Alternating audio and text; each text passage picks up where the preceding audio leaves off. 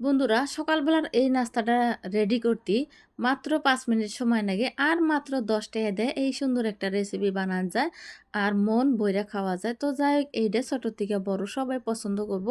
আর এই রেসিপিটা খুবই সহজ, যে কেউ রান্না করা না পারলেও এই রান্নাটা করা পারবো। তো চলো তোমাকে দেখানে এই রান্নাটা কিভাবে করলাম। তো প্রথমে রান্নাটা করতে লাগবো 1 প্যাকেট ম্যাগি। তো আমি একলা খামো ওই জন্য 1 প্যাকেট নিয়েছি আর নিছি মাত্র 10 টাকা দামের একটা ম্যাগি নিছি।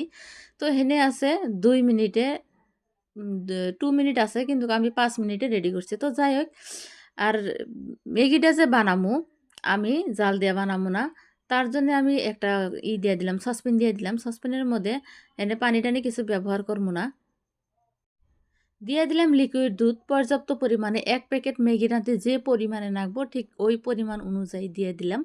তো তোমরা যদি বেশি করে ম্যাগি না তাহলে কম বেশি করে দেওয়া পারো। তো কিছুক্ষণ পর দিয়ে দিলাম নুন, স্বাদ মতো নুন, আর সামান্য পরিমাণ নুন দিলে হয়ে যায়, নুন বেশি দিলে স্বাদ লাগে না খাতি। এখন দিয়ে দিলাম 2টা ছোট এলাচি, যাতে খুবই সুন্দর একটা গ্রান আসে, ওই জন্য 2টা ছোট এলাচি দিয়ে ভালো করে নাড়াচাড়া করে নিতেছি। মানে পর্যাপ্ত পরিমাণে এটা জাল দেওয়া লাগবো। তো অনেকক্ষণ সময় জাল দিছি, তারপর দিয়ে দিলাম ম্যাগি গোনা। তো ম্যাগি গোনা আমি হেনে বাইঙ্গে নেনে, মানে বড় বড় সাইজের থাকলে দেখতেই ভালো লাগবো আর খাতেই ভালো লাগবো, ওই জন্য দিয়ে দিলাম। তো এখন আমি এটাকে অনেকক্ষণ সময় জাল দিব ভালো করে, যতক্ষণ পরিমাণে না এটার দুধটা শুকায় গেছে অতক্ষণ পরিমাণে।